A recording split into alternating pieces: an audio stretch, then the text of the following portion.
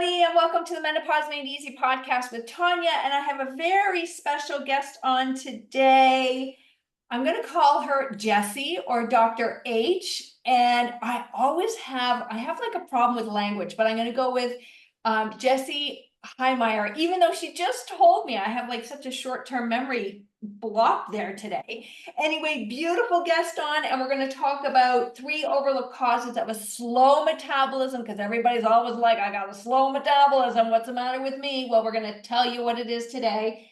We're going to talk about 1 year, 1 lap, which is going to be interesting because a lot of us are just in a hurry. We've been conditioned for quick fixes and they really don't work long term. And if we have time, we're going to get into 5 root causes of cravings today. So welcome. Please, Jessie, introduce yourself, Dr. Jessie, to our lovely ladies here today. You got it. Well, thank you so much, Tanya, for welcoming me to be a part of the awesome work you do. And as you said, I'm Dr. Hehmeyer, Jessie Hehmeyer, and I practice data-driven, heart-centered functional medicine. We might also, for some of you might be familiar with the term functional medicine. Some of you may not. Another way we could say that is data-driven natural medicine that is really seeking to understand and address the root cause of health conditions, symptoms, conundrums, all of those things. So when I partner with people, it really is a journey to understand what's at the source of health challenges and conundrums and progress to resolve them in a way that is wholehearted, right? Comes from a place of self-love. And I just adore the work that I do. My practice is called Well Empowered. And it's truly a privilege to join people in their health journeys. Lovely. And unlike my Instagram, which is a rambling ADHD messy mess, your Instagram is perfection. Oh my goodness. So anyway, check it out, everybody. Thank you. It's beautiful. So, all right, so let's jump in because you say your superpower is guiding women in producing and sustaining transformative health outcomes by like this data and the heart. And, I just did an episode on the power of simple shifts and collecting data on ourselves and having faith. And I had a sugar addiction and I was always trying to get from the bottom of the mountain to the top of the mountain in one leap. And it just, did not work. And for years I kept trying. And then finally I just said, I'm letting go and I'm going for the journey. And let me tell you, it's been 22 years or something of this new mindset has been so unbelievable. Like the gratitude, the compassion, the curiosity that I have for myself, the grace, the love, as opposed to before, how I was so mean to myself and I was trying to fix things with all the wrong tools. And so many of these tools are still talked about and shoved down our throats. So I really appreciate you with the data, with the heart, because, and getting to the root cause of so many of these things. So let's dive in and talk about the 3 overlooked root causes of a slow metabolism. Yeah, well, the term overlooked might cue off everyone, but I will just start by saying, it's not your thyroid. So, it's a funny thing, right? When people talk about their metabolism being slow, oftentimes, right, when I say data driven, it's because I'm doing a lot of labs to understand what's at the source of someone's symptoms or conundrums. And I can always hear, oftentimes in this area of, desire to lose weight, people will kind of wish it's their thyroid. Like they kind of like are crossing their fingers, like, just tell me it's my thyroid, mm-hmm. Right?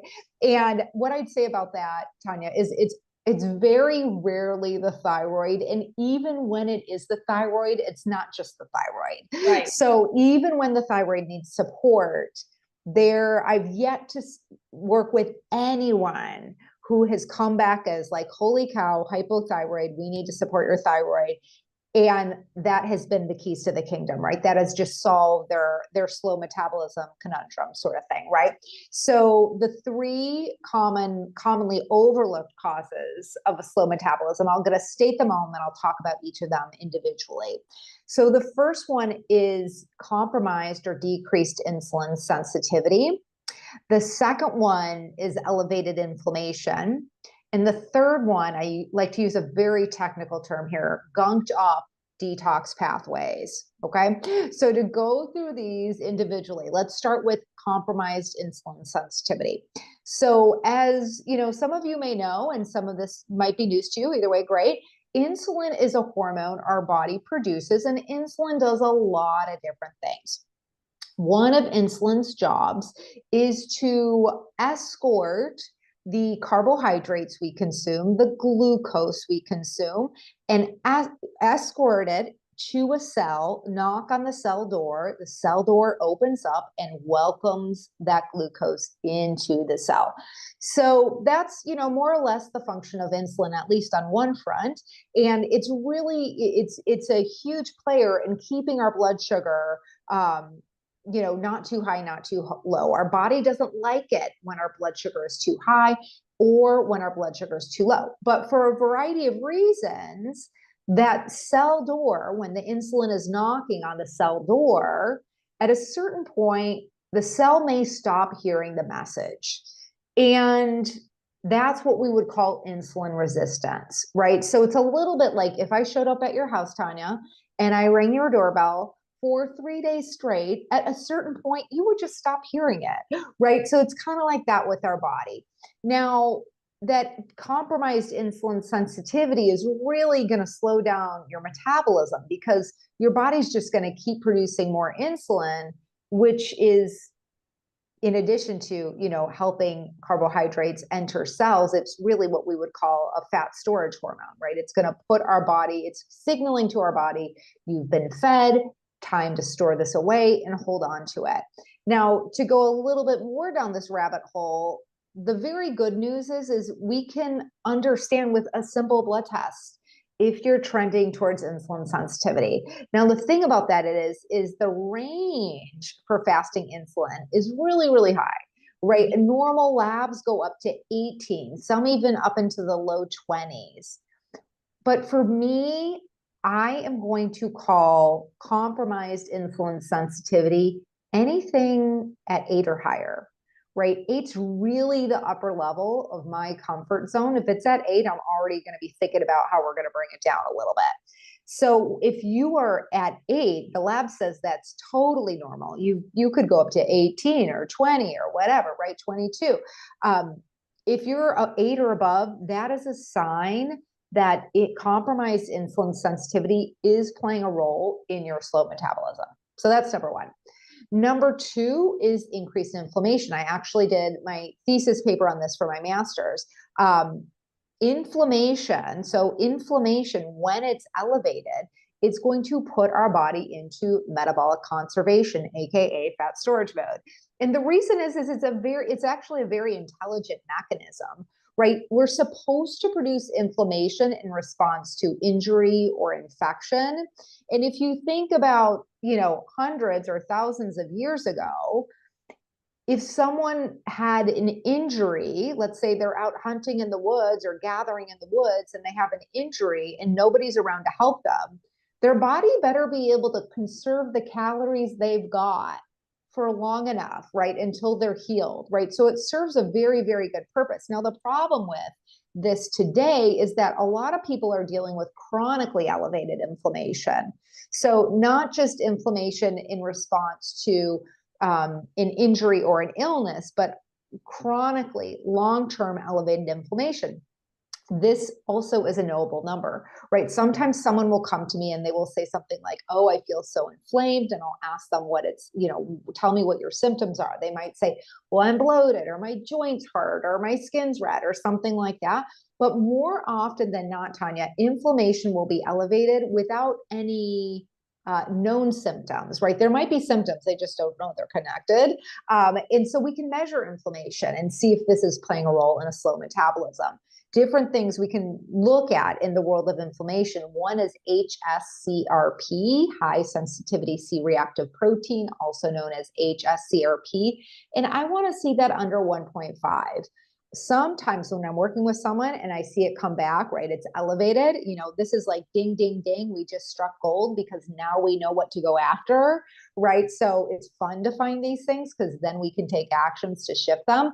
But when we see that inflammation elevated, 4, 5, 6, I'm going to let that person know it's going to take a second before your body starts to lose weight. Because first we've got to break this vicious cycle of inflammation.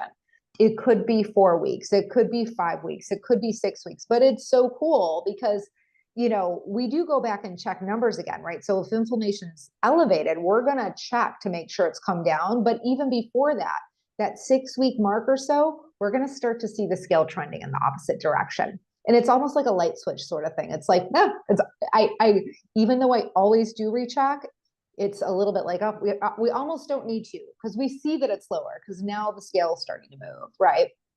And then the last one that I mentioned, that gunked up detox pathways, right? The word detoxification, right? It gets thrown around so much these days. And I always think like, well, if someone created a supplement with the word detox on it, they'd probably just sell a lot because everybody loves the word, right?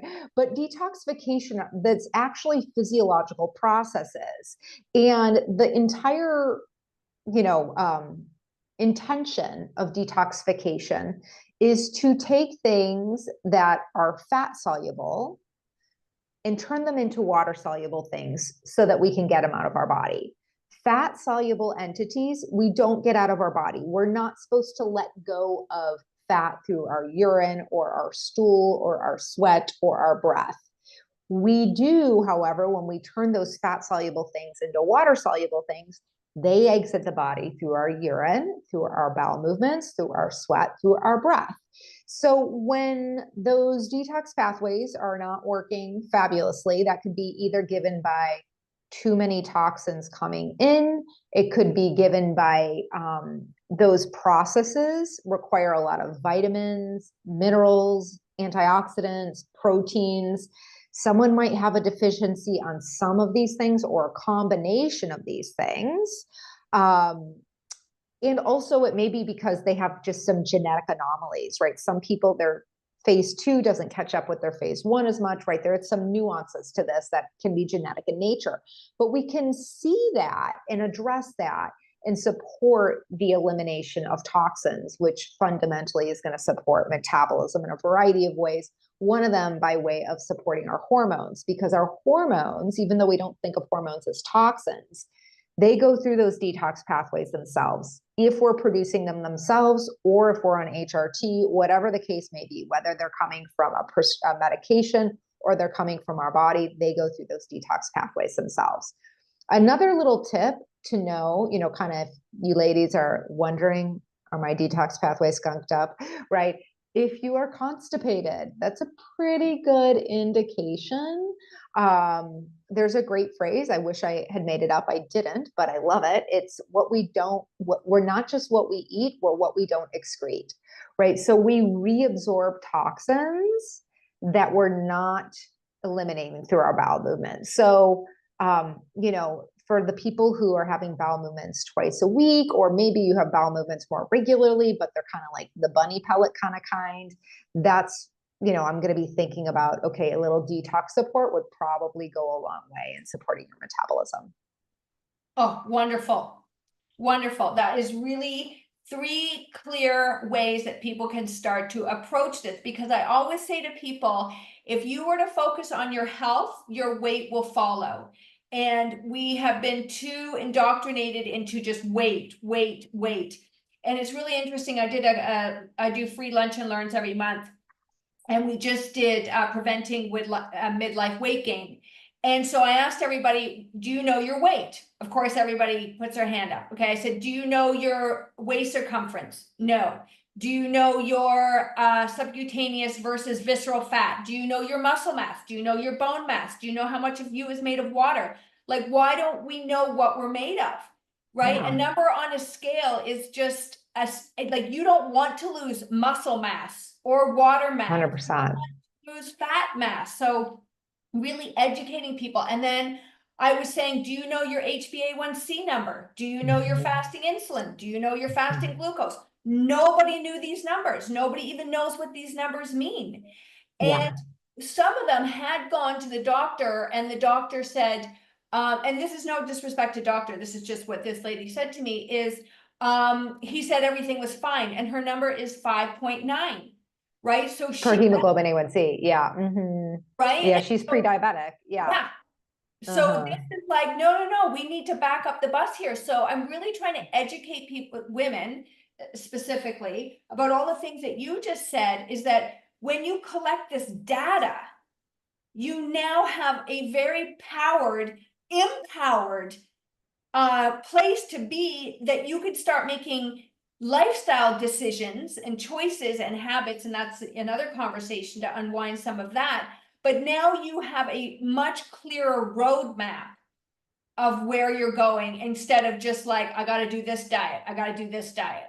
Yeah. It's like it's your own personal health dashboard, right? It's really knowing, okay, what numbers do I want to check, at least at this point? There might be numbers that need to be checked quarterly. There might be numbers that need to be checked biannually. And there might be other numbers that like, looks great, let's just check it annually, right? Yeah, but getting that information. So I love that. And insulin is we are in a health crisis, everybody. It's bad right now. And so I love that you're coming in and talking about this. I love that my listeners are listening and starting to empower themselves to take control of this data, to actually understand. Because I have to tell you, when I was in my 20s and 30s, I didn't care. I didn't care about my gut. I didn't care about my hormones. I found it so overwhelming. I found it confusing. And so it really helps to get this simplified. But as you were talking as well, everybody has to remember that they're N of one, and what works for one person might not work for another person. And so you really do have to buy into a journey of your health, and want and just be excited about how you can turn your health around, right? So 100%. I feel Yes. so many people are dreading, like there's so much dread with dieting, and it just pulls you down, and it doesn't give you hope and inspiration. So all Yeah. Well, and what I would say about that, Tanya, is, we've inherited a broken paradigm in the area of how we care for our bodies, right? It's just absolutely broken. It doesn't, by broken, it doesn't produce outcomes, and it certainly doesn't leave anyone feeling empowered, right? So what is that paradigm? Well, it's one that is grounded in self-aggression and expressed as overindulgence or deprivation, right? Like those are the two options most women are familiar with: overindulgence or deprivation, and just cycling back and forth between the two. And it's really through throwing that playbook that you didn't make up. You would have made up something much better. You didn't make it up.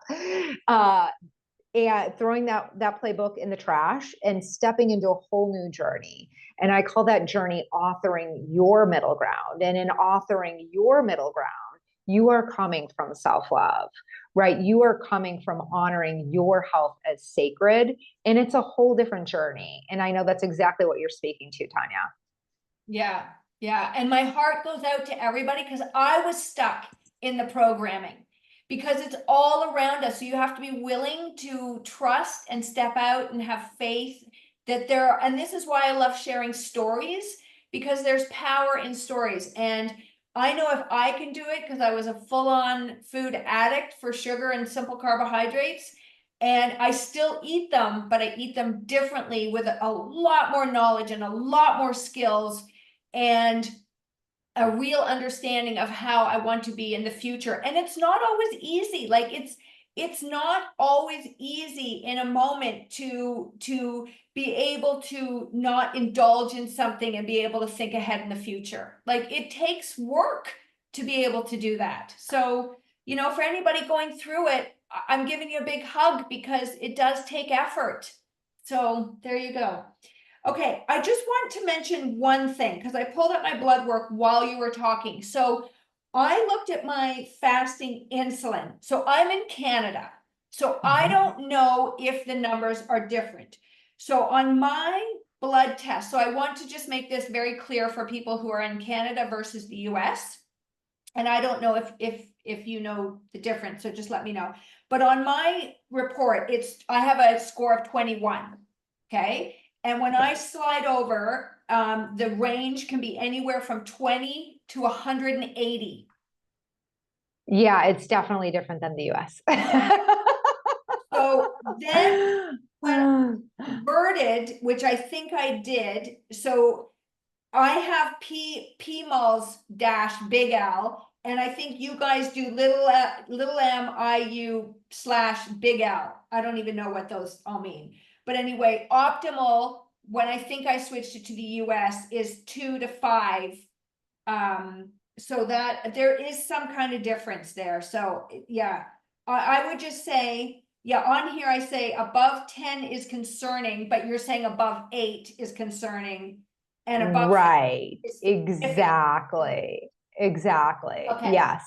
Yes, So yes, yes. I just wanted to make that clear because I have a lot of Canadian listeners that if they go and look at their fasting insulin, they go, oh my God, like it is, it is, a different number, just to make sure Yes. you do your calculations for the country you're in. Okay. Thank you for making that clear. I appreciate that, Tanya. Yes, absolutely. Okay. Yes. Good. Okay. So what do you mean by 1 year equals 1 lap? Yeah, well, in 1 year, 1 year of making the shifts that will produce what I like to call your must-have health outcomes. In 1 year, you will encounter all of life, right? You will encounter joys, you will encounter challenges, just even in the emotional department. You will encounter your average Wednesday and maybe a little boredom, right? You will encounter anniversaries and weddings and birthdays and, vacations, hopefully, right? You'll encounter a little bit of everything. And so to navigate all of these changing situations, external and internal, right? Environmental and emotional, and do it in a way that you are moving with intentionality, moving towards fulfilling your intention for your health and your life. 1 year is 1 lap, right? Like you haven't yet had a holiday season while where you're practicing honoring your health as sacred. Most people, they've chosen holiday seasons is overindulgence. January 1 is deprivation, or maybe January 2. We'll keep January 1 overindulgence, right? But you get the picture, right? So it really is 1 year is 1 lap. And so, given by the broken paradigm we've inherited, people often, feel like they're the failure, right? When they are 2 months in and they look back at their weekend and they regret a choice they've made. And to me, it's like, no, that's actually useful. Let's learn from that, right? Regret can be a useful thing when we learn from it. Shame, I don't think is super useful, right? Shame is like, bad me, I'm bad. There's no way out of that cardboard box, right? But regret is like, no, if I did it again, if I could do it again, I'd make a different choice. Okay, great. We can work with that. We can learn from that. I lived in shame. That's why my book is called Cookie Dough in the Dark. The darkness is the shame. I lived in shame for a long time. Yeah. And not super useful, is it? It's or pleasant. Not helpful. So not helpful. Right. And so I understand people who, when they are going through the process of how they want to keep to themselves, they are so shameful of their behaviors. It's hard to even talk about. Yes. So I get it. I get it. And darkness, if you just start to shine a little tiny light on it, it starts to get a little less dark. And so anybody, I get it. Yeah. I like to say shame is like mold. It grows in darkness. Yeah. Oh, it's a tough one. It is really tough. And I don't know if I've done an episode on shame, just on shame, because even understanding emotion sometimes. So I love what you say about that, because that's how I started to unwind my sugar addiction, was I had to step outside of myself and study my behavior without judgment, with love Yeah. and compassion and curiosity. And I love how, because I talk about this again, is that you are different, like, especially when you live in a country that has seasons, you eat differently in the winter as opposed to the summer. You eat differently spring and fall, even, like you can start to see you can start to see the transition of your movement, of your sleep, of your energy. And so when you give yourself this full year, which so many people say, I don't have that much time. And I'm like, it didn't take you 1 week to become an addict or overweight. It takes time, right? And so it's going to take time on the back end. And when you go through these experiences and you can say, what did I learn from this celebration or this season that I can now, moving forward, do better next time? Mhm. And then you just practice. I just say we practice and we play. We practice and we play. That's all we do. And then you find the fun in it as opposed to all those judgmental thoughts. So I love that. I love that, because I think it's so important that we understand and we give ourselves the gift of time. And it doesn't mean it's a year until we get a result. It just means it's a year of really noticing behavior and how can we continue to improve on that behavior. Yeah, absolutely. Hmm. Lovely. Yay. And then, okay, one of mine that would probably be very near and dear to my heart is the five root causes of cravings. I'd love Yeah. more five root causes.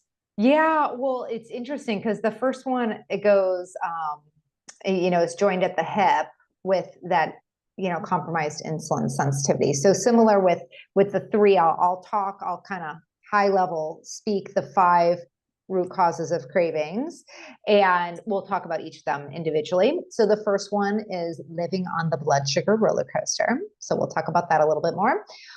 Nutrient deficiencies can promote cravings. Yeast overgrowth, or even just some kind of disruption of the microbiome as a whole, can cause cravings. Fatigue, so in particular, we would just say insufficient sleep would be a better way to say that, insufficient sleep. And then, of course, we have emotions, right? Emotional causes of cravings. So with that, to start at that first one, blood sugar roller coaster, to kind of tell the physiological story of how your blood sugar variability can lead to cravings. When we eat a high carbohydrate or a high sugar food or meal, to say a little bit more about that, we're talking about, yes, sugar is fairly obvious. Most people are familiar with what that is, right? But even things like pasta or white potatoes or bread or white rice, all of these things have the same impact on our blood sugar as sugar. One of the things I do with the people who I work with, when appropriate, sometimes we do this, is we bring in a continuous glucose monitor, a CGM.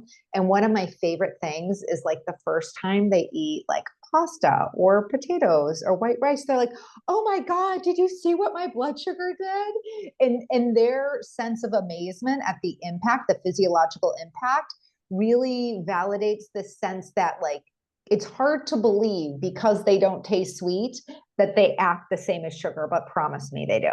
So anyway, a little bit of a divergence there. But so when our blood sugar goes up really high, as we said before, our body does not like that. So our blood sugar goes up real high. Insulin comes to the rescue to bring it down, but it overshoots and our blood sugar goes really low. And when our blood sugar goes really low, that's when cravings get kicked in. And it's very intelligent, because our body doesn't like it when our blood sugar is low. It's an alarm signal. It's dangerous. We need a little more sugar in our blood system, right? So that's when cravings get kicked in. Typically, people will get grouchy then, may have trouble focusing. Those are some of the other common symptoms of low blood sugar. So we have that. Nutrient deficiencies, to move on to number 2. People can have nutrient deficiencies or insufficiencies that, so insufficiency means that it's lab normal, but not optimal for you and your body. And those absolutely can affect whether our satiety hormones are working well. They can also, play a role in stabilizing our blood sugar. So there are a lot of different ways that nutrients interact with our body to help us feel satiated. There's also a lot of research around, people who are consuming high calorie, low nutrient foods. And this discussion of they're actually, one of the reasons why they're eating such large quantities is their body is starving for nutrients. They're calorie rich, but nutrient poor, right? So this is a great example of how that can show up in real life, right? The third one we talked about was yeast overgrowth or disruption of the microbiome other than yeast. But, yeast in particular, yeast is also known as candida. When they're present in excess in our body, they hijack our brain, and they're kind of like, feed me, feed me, feed me, right? And they love sugar and simple carbs. So it's a really cool thing when we do find that there's excess yeast in the body and we go after them. After about, usually it's like 10 days where people are like, that was tough, right?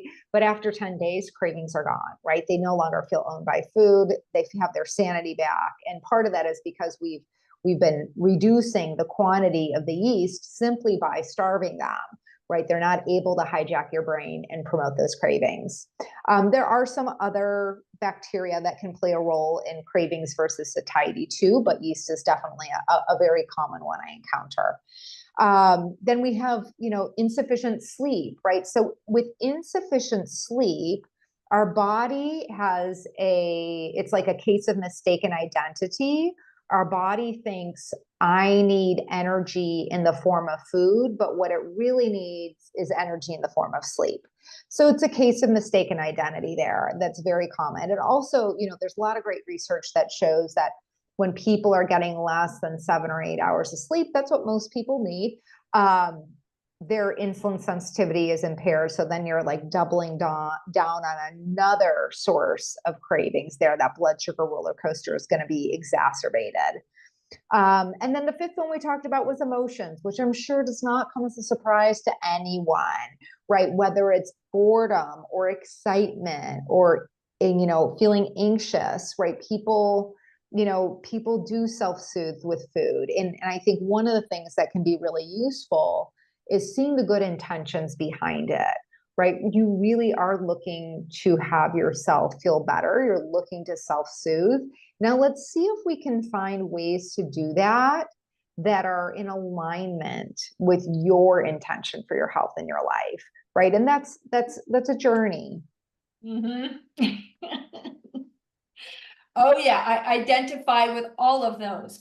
I used to. So I was just, part of my podcast is really really addressed cravings and sugar, just because that's been my pathway. And I see it with so many women, because people will say, well, I don't eat sugar, I just eat chips. I'm like, same thing. It's the same thing. Popcorn, same thing.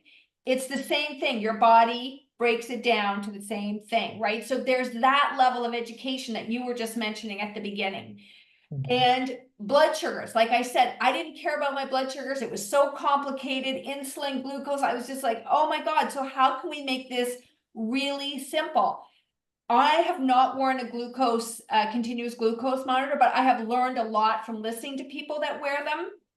And if I could be completely honest with myself, I know when I've had too much.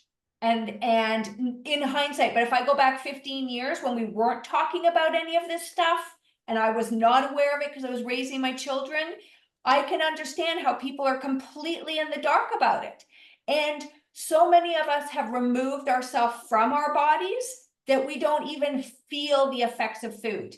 right? Or we don't understand because we're tired and we're craving another muffin that had anything to do with what we had for breakfast, right? And so there's a lot of threads to pull in to each other, but this is again a part of that journey about waking up. So I definitely had to take some ownership over my blood sugar levels.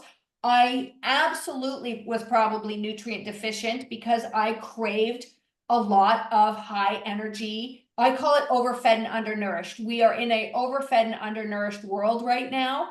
And so when you're not getting that gut bacteria, like the good gut bacteria in there, it's craving what you fed it. So how do you rewire that, right? And there's a few ways we can do that.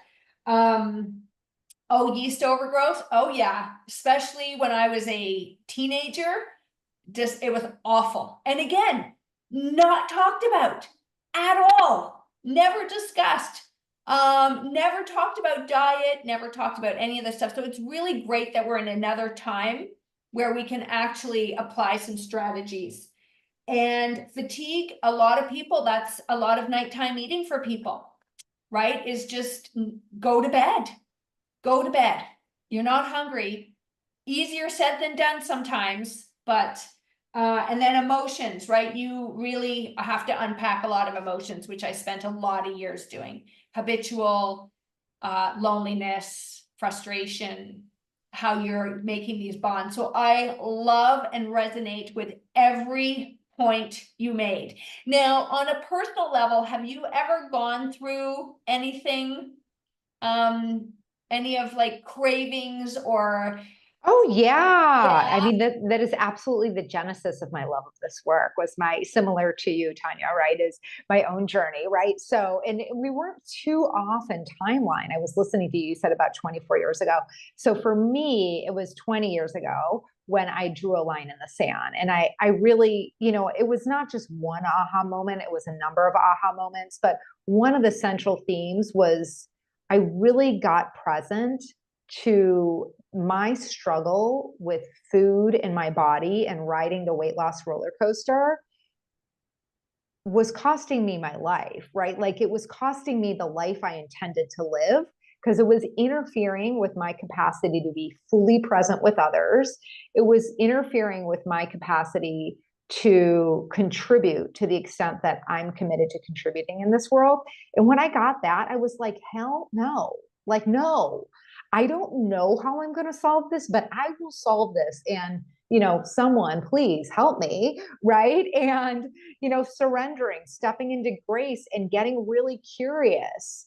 What is my vision of vitality for my health in my life? And, how will I journey in alignment with it in a way that taps into wisdom, my wisdom, other people's wisdom, wisdom of a higher power, right? And so, and I really I made a pledge, you help me with this, and I will devote my life to helping others, right? And ultimately, it led me back to get 2 graduate degrees so that I could really customize my approach. I could really understand physiology and biology at a whole new level, and be able to, work with people. And just like you said, Tanya, N of one, their bodies, their health. yeah. You know what? I think when I resonate with what you just said too, because I've spent the rest of my life really sending this message that you are in charge of your own health, that you are empowered, that if you want to change, you can do it. You need skills and tools that are not taught a lot. And so I can hear your heart coming out. There's that heart-driven aspect of you where you've got the data, you've got the heart, you've lived in the experience. And so, I can remember when somebody saw the name of my book, Cookie Dough in the Dark, and he's like, why don't you just have one? And I'm like, you don't have a problem. Right. And so some people can have one cookie and move on. Some people can have one drink and move on. And it was affecting my life. It was all I could think about was food. And then I would eat too much, and then I would not be nice with my kids and my husband. I would not be nice to myself. So it depends on a scale of 1 to 10, how much is this impacting you? Because if it really is, if it's not much, then maybe that's not your issue. But if it really is and you want to change, there's definitely help. And I love how you just said surrender. surrender to a higher power, whatever that higher power is to you. I was just talking to somebody who was consumed with alcohol, and she said, I surrendered. And I always say that to people, you cannot do this by yourself. You cannot, because you just keep looping. You keep just doing and doing. So really ask for guidance. And that's what Jessie and I are here to help you on this, this journey, right? And you can see the light in our eyes if I put this up on YouTube, but if you can't, I hope you can hear the lightness and love in our voice. So, beautiful, beautiful. Now, how do you help women specifically, or men, like everybody, but I'm talking to the menopausal woman here? Yeah, well, I work with people in various capacities. I work with people in one-on-one work. I work with people in groups. And really, it's through, doing the work, right? It's doing a thorough health audit to understand where physiological barriers are to the outcomes people are seeking rather, and also guiding people and authoring for themselves their vision of vitality for their health and their life so that they can tap into that. And of course, guiding people through the journey through, information is not the same as outcomes. So translating information into outcomes over time. And then, as I mentioned earlier, we're rechecking our work. We're checking those labs again to see how things have shifted. Of course, I want them to notice the difference in how they feel and maybe how their clothes fit or the number on the scale, all those different things. But we want to check our physiological work also. Absolutely. And you have a couple of freebies that you can share. What are those? Yeah, well, so for anyone who's interested in exploring working together, please schedule a complimentary consultation at Well Empowered and make sure you let me know Tanya sent you because you will be gifted 10% off if you choose to proceed in working together. If you do sign up for our mailing list at the bottom, one of the things you will receive is a weekly dare. I love it. I love a good dare, right? And these weekly dares are just simply micro habits, right? They're these tiny little habits that people can stack. And they're a fun way to engage and play in the area of wellness. Perfect. I love that word play again. Play. That's what we're doing, everybody. It's playing. When you can tap into that mindset, I think it is so freeing. It's so Yes. freeing. So I love that. Yes. And I just say to people, we are a product of our habits, right? And so if you can just start to simply shift those habits, I like small sustainable shifts consistently over time, you will change. Because if I look at the habits I used to use, I produced that person. Now I look at the habits that I do now and I've produced a new person. And so just like you said, this vision of vitality, I love that, of where do you want to go? And I would just love to hear your thoughts on how to help people grasp the future self versus this immediate moment. What's one tip that you can think of to share? Yeah, well, I invite all of you who are listening right now to grab a pen and paper, unless you're driving, in which case do that later. But really, actually, do this exercise. And the exercise I invite you to engage in is I invite you to time travel to the 5-year future. Mhm. And, standing in this 5-year future, envision yourself with your health and vitality as you intend and desire they occur. And then I'd like you to write that story. I'd like you to write that story of you thriving 5 years from now. What is that like for you? What does it feel like for you? How do you relate to yourself? How do you relate to the world? Is it moving about with a sense of love for yourself? Is it moving about with confidence and ease? And, from this future, standing in this future you intend, what opens up, right? What becomes available for you in your life? or your capacity to contribute. Beautiful. And then hold on to that vision when you're feeling a moment where it's like, oh, hold on to the vision. Yeah, well, revisiting it, right? Actually revisiting it so that it's you remain present to your intention. And there's more to that, right? That's the beginning of the work when I work with people in authoring their vision of vitality. That's one of 3 steps, but it's a really powerful step. So I really encourage people to take that on, press pause and give yourself 5 minutes to do that. Yeah. And I talk about these things the same with you, because people will say, but what do I eat? No, what do I eat? And it's like, no, this is the work that sometimes you feel is not connected, that is really the root. You're building that strong foundation. Yeah. So Yeah, I like to say we don't buy what we do, we buy why we do it. Yes. Right. And so, being deeply connected to your own why, your what and your why, the what of your experience and why is that so important, that opens the gate. And then, the information actually takes on a whole new look through the lens of your why. Yeah. Very important. It's very important, everybody. Keep that in mind. All right, perfect. So, just any closing words you have, I'm